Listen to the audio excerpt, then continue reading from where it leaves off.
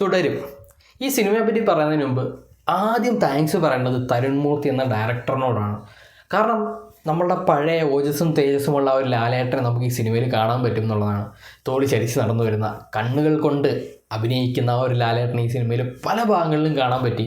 2-2.25 മണിക്കൂർ നമ്മൾ ഈ സിനിമ ഇങ്ങനെ കണ്ട് ലാലേട്ടനെ ഇങ്ങനെ കണ്ട് നമ്മളൊരു രോമാഞ്ചവും അഡ്രിനാലിനും റഷും കൊണ്ടിരിക്കുന്ന അങ്ങനത്തെ ഒരു സിനിമ, ഒരു അടിപൊളി ത്രില്ലർ സിനിമ. ഒരു ഫാൻ ബോയ് എങ്ങനെ വേണം സിനിമ എടുക്കേണ്ടതെന്ന് പുള്ളി കാണിച്ചു തന്നു. നമുക്ക് എങ്ങനെയാണോ ലാലേട്ടനെ കാണേണ്ടത് അത് പുള്ളി സ്ക്രീനിൽ പക്കയായിട്ട് പ്രസൻറ്റ് ചെയ്തിട്ടുണ്ടോ എന്നുള്ളതാണ്. പിന്നെ ഇതിൻ്റെ ബാക്ക്ഗ്രൗണ്ട് സ്കോർ ആയാലും സ്റ്റോറി പ്രസൻറ്റ് ചെയ്തിരിക്കുന്ന രീതി ആയാലും മോഹൻലാൽ എന്ന് പറയുന്ന നടനെ അവതരിപ്പിച്ചിരിക്കുന്ന രീതി ആയാലും ആ ഒരു ക്യാരക്ടറിനെ ബിൽഡ് ചെയ്തിട്ടുള്ളതായാലും, ഞാൻ സിനിമയുടെ കൂടുതൽ ഡീറ്റെയിൽസ് ഒന്നും പറഞ്ഞിട്ട് സ്പോയിലറൊന്നും ആക്കുന്നില്ല. കാരണം ഒരുപാട് സ്പോയിലർ ഉള്ളൊരു സിനിമയാണിത്. ഒരു കിടിലൻ ത്രില്ലർ. ഇത് ഒപ്പം പോലെയോ അല്ലെങ്കിൽ ദൃശ്യം പോലെയൊന്നും അല്ല. ഇത് എൻ്റെ ഡിഫറൻ്റ് ഒരു സിനിമയാണ്. കിടിലൻ 2-3 ആക്ഷൻ സീക്വൻസുകളുണ്ട്. അവിടെയൊക്കെ നമുക്ക് എവിടെയൊക്കെയോ ഒരു പഴയ ലാലേട്ടനെ ഫീൽ ചെയ്യും. താങ്ക്സ് തരുൺ മൂർത്തി ഈ ഒരു സിനിമ ചെയ്തതിന്. ഇതാണ് നമ്മൾ കാത്തിരുന്ന, നമ്മൾ വെയിറ്റ് ചെയ്തിരുന്ന മൊമെൻ്റ് എന്നൊക്കെ പറയില്ല, അതിതാണ്.